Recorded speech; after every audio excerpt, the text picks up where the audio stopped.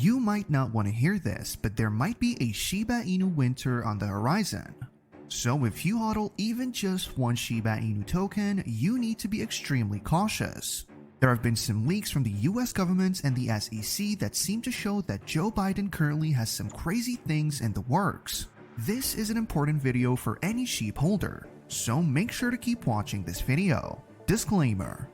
Before we get into the main news, I need to quickly mention that whale activities in the Shiba Inu ecosystem have been on the increase. In my last video, I talked about a new whale that recently purchased a staggering amount of SHIB tokens. Well, it appears that that new whale is not the only one that has been busy acquiring as many SHIB tokens as they can. Others that have been in the ecosystem for a while now have also been increasing their SHIB collection.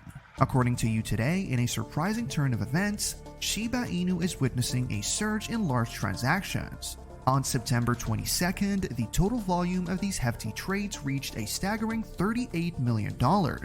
This is not a one-off event. A similar surge was observed on September 11th, with the volume of large transactions hitting the same $38 million mark. Today, the number of such transactions even surpassed the 7-day average, clocking in at 39. No one knows why whales are showing this surge in interest in SHIB or why it is happening now, but some analysts seem to think that it might have something to do with our main news for this video. As I mentioned earlier, the Joe Biden administration has been making some moves that were just recently leaked. These moves have something to do with the crypto market, which is why we need to discuss it. According to some leaks, the Joe Biden administration plans to publish an executive order on AI soon. And this executive order might have some serious implications for the crypto market according to analysts.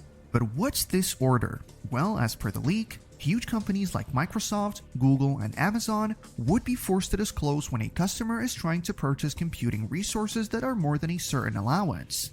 Alexander Grieve, who is the head of government affairs at Paradigm, a crypto-focused investment company, expanded on this on his X page. According to him, the government considers computing power to be a national resource and is trying to reduce its indiscriminate use. What this means is that there might soon be a cap on the use of computing power, which could affect processes that use a lot of computing power, including the development of games, running AI models like ChatGPT, and mining cryptocurrency. The issue with some cryptocurrencies, especially Bitcoin using a lot of power, has been a problem for a while now. According to Forbes, the Bitcoin network, which requires so-called miners to validate transactions in return for freshly created Bitcoin using high-powered computers, is thought to use more electricity annually than some small countries. In fact, this heavy use of power was the reason that Elon Musk decided to put a pause on making Bitcoin a payment option for Tesla products. Some countries like China have completely banned the mining of Bitcoin for this same reason.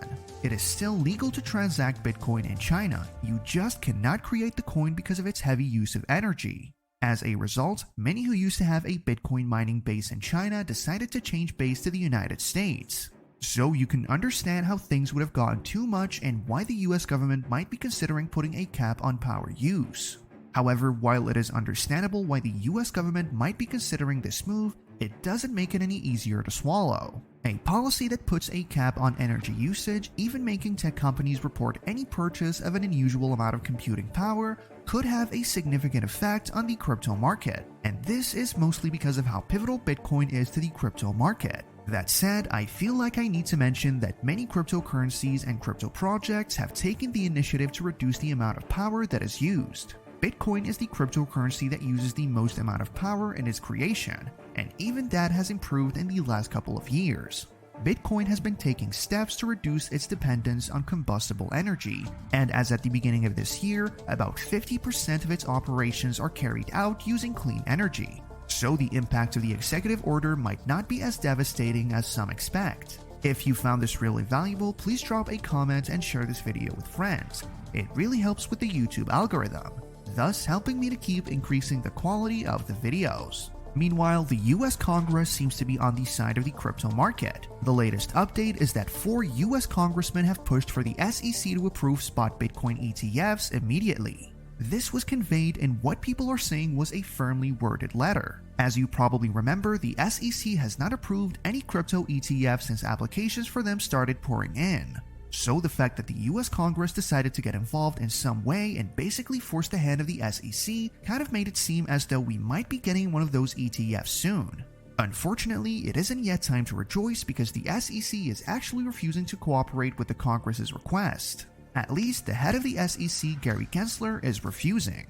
But before we get into that, this channel has a daily giveaway of 100,000 SHIB. For a chance to participate in the giveaway, all you have to do is subscribe to this channel, like this video, and leave a comment below #ShibaInu.